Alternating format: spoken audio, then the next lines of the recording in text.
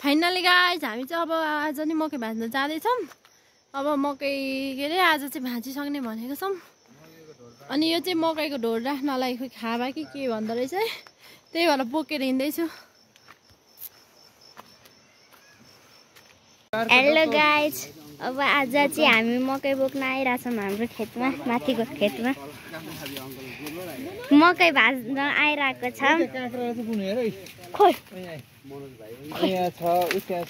हेर्नु गाइज, हाम्रो खेतमा काँक्राहरू छ।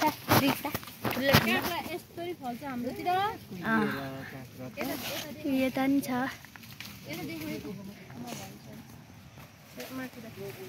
ल गाइज, हामी चाहिँ आज मकै भाज्दैछौँ है यसरी। मेरो हो त्यो डोको? केही छैन है, हालेर हालेर एकछिन मकै चाहिँ हरियो मकै खानु आउनु है गाइज। माइजू अब यो चाहिँ लास्टमा लास्ट अन्तिममा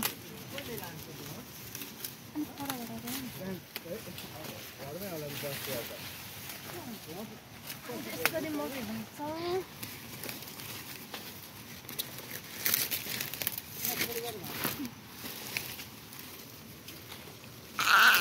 ओए पुरै मेरोमा नि भाजिदिनु न।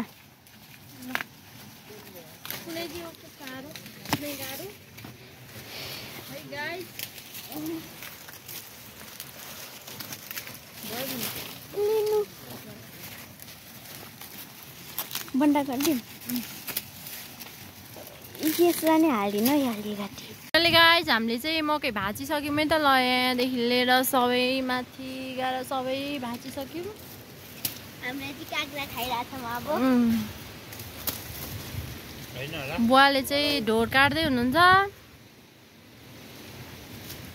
अनि ऊ त्यहाँ तल चाहिँ ढोड राख्ने ठाउँ बनाउनु भएको छ बुवाले।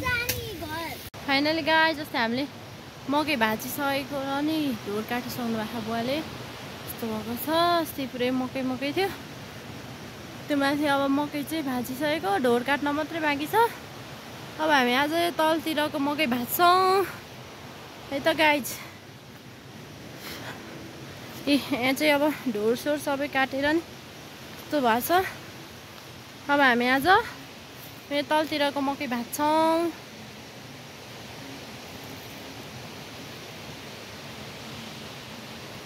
यस्तो देखिन्छ है गाइज। ल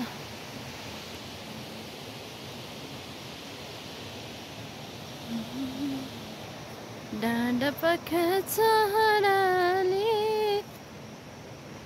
तिम्रै गीत गाउँछ। यस्तो डाँडा छ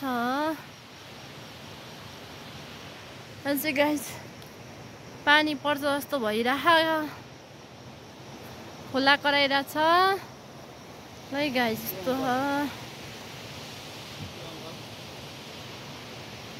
ल आज चाहिँ हामी अब मकै भाज्छौँ। डोको लिएर आइसक्नु भएको छ तल भाइले, त्यसमा मकै भाँचेर हाल्छौँ हामी है गाइज। फाइनली गाइज हामीले चाहिँ ढोड काटिसक्यौँ है त। यहाँनिर हस्ताले ढोड काटेको पसिनै पसिना भएको पुरै ढोड काटेर। ढोड काट्यौँ हामीले चाहिँ, यो हस्ताले काटेको। हामीले चाहिँ यसरी ढोड थन्काएको है, यसरी ढोड थन्काउँछौँ।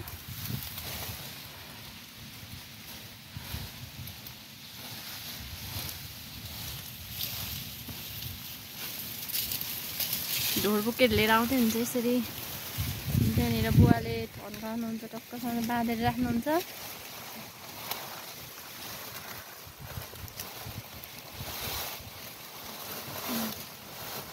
त्यसरी टक्कसँगले बाँधेर राख्नुहुन्छ। हामी चाहिँ ढोड काटिसकेर अब हिँडेको घरतिर।